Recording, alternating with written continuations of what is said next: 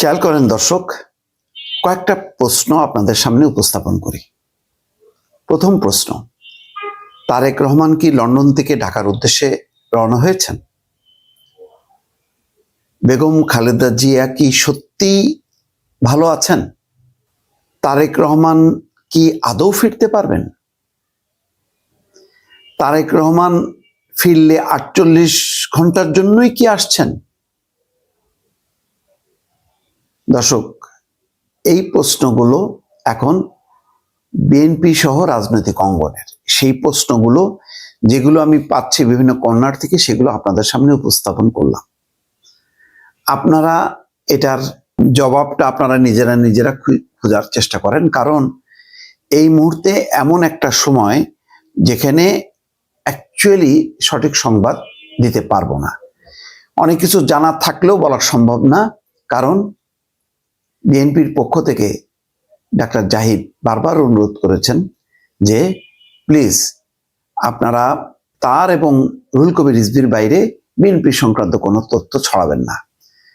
না ছড়ালেও কিন্তু যেহেতু প্রশ্নগুলো আসছে, আমি সেগুলোকে ছুড়ে দিলাম, যে কথাগুলো আলোচনা হচ্ছে সেই আলোচনাগুলো আপনাদের সামনে উপস্থাপন করলাম। কারণ বেগম খালেদা জিয়া অসুস্থ হওয়ার সাথে সাথেই বিএনপি কিন্তু নিজেই চরম একটা অসুস্থতার মধ্যে ঢুকে গেছে।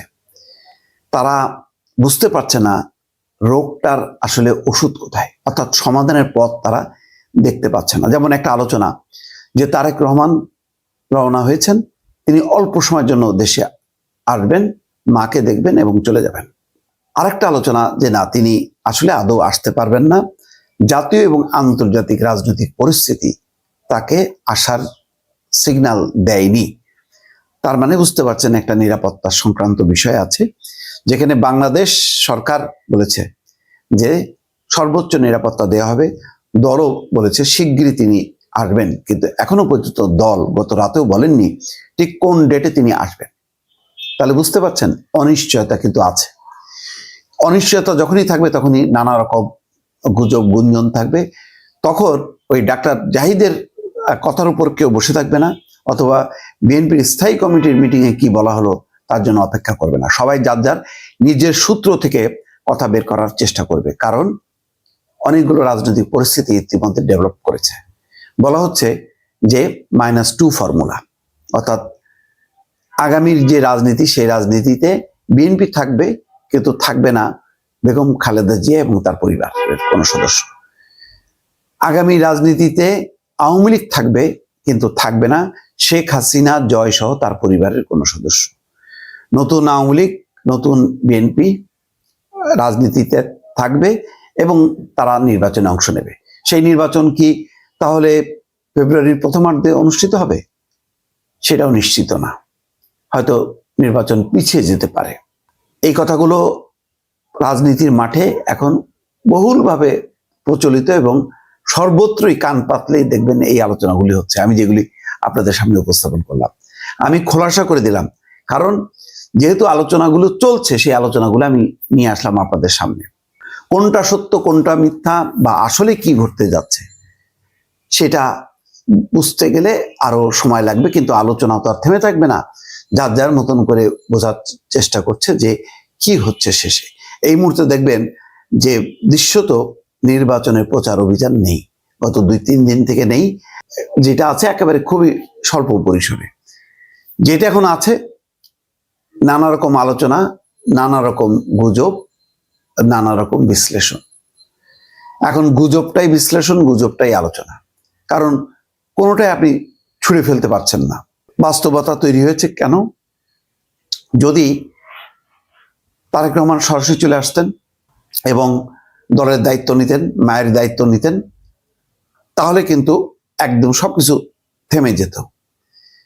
এই একটা কারণে কিন্তু নানা রকম এখন গুজবের ডালপালা বেলছে, যে তাহলে কি সত্যি সত্যি জয় যে কথা বলেছিল তার সাথে কি মিলে গেল? জয় বলেছিল -2 ফর্মুলা ইমপ্লিমেন্ট করার জন্য আন্তর্জাতিক মহল এখন সোচ্চার বা তোলপাড় করছে, বা তারা এখন সক্রিয়, যেখানে শেখ হাসিনার পরিবার থাকবে না, খালেদা জিয়ার পরিবার থাকবে না। তো খালেদা জিয়ার এখন যে অবস্থা, অনেকে বিশ্বাস করেন যে তিনি আর আগের অবস্থায় ফিরে আসতে পারবেন না। অথবা তিনি নাই এমনটা চিন্তা করেই বিএনপির রাজনীতি ক্যালকুলেশন করা হচ্ছে। আছে কেবল সক্রিয় তারেক রহমান।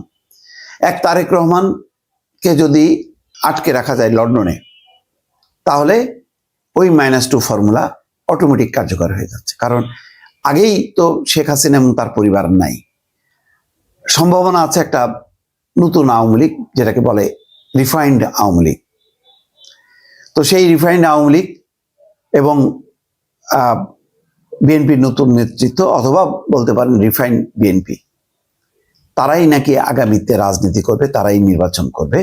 কিন্তু ওই দুই পরিবার আর নির্বাচন আসবে না, এমনটা আন্তর্জাতিক মহলের সদিচ্ছা, বিশেষ করে ভারত এবং আমেরিকার। এই আলোচনা কিন্তু খুবই জোরালো হয়ে উঠছে।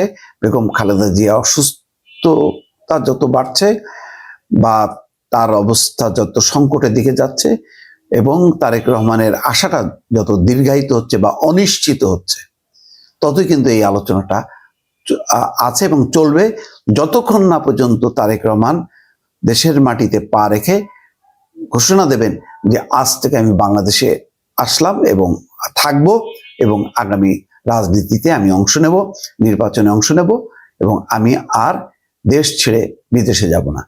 এই ঘোষণা যতক্ষণ না আসবে ততক্ষণ কিন্তু গুজবের ডালপালা চলতেই থাকবে, এর থেকে কোনো নিস্তার নেই। আমি কালকের থেকে আজকে পর্যন্ত অসংখ্য টেলিফোন পেয়েছি, নিশ্চয়ই আপনারাও যার যার অবস্থান থেকে ফোন পেয়েছেন। যে কেউ বলছেন যে তিনি রওনা হয়েছেন তারেক রহমান লন্ডন থেকে, হিথ্রোতে নাকি দেখাও গেছে, কোনো ভিডিও সোশ্যাল মিডিয়াতে ভেসে বেড়াচ্ছে। এখন এই ভিডিও কবে, কখন, কোন দিনের কেউ জানে না, কিন্তু জোর আলোচনা। আবার কেউ বলছে যে না, অসম্ভব, তারেক রহমান তো আসতেই পারবে না। হয়তো সেটা সত্য, অথবা তিনি রওনা হয়েছেন এটাও সত্য, অথবা যেটা বলা হচ্ছে যে তিনি বাংলাদেশে আসছেন বটে, কিন্তু থাকতে পারবেন 48 ঘন্টা, 48 ঘন্টার মধ্যেই তিনি আবার ফিরে যাবেন। কোনটা সত্য, কোনটা মিথ্য, সময় দর্শক জবাব দেবে।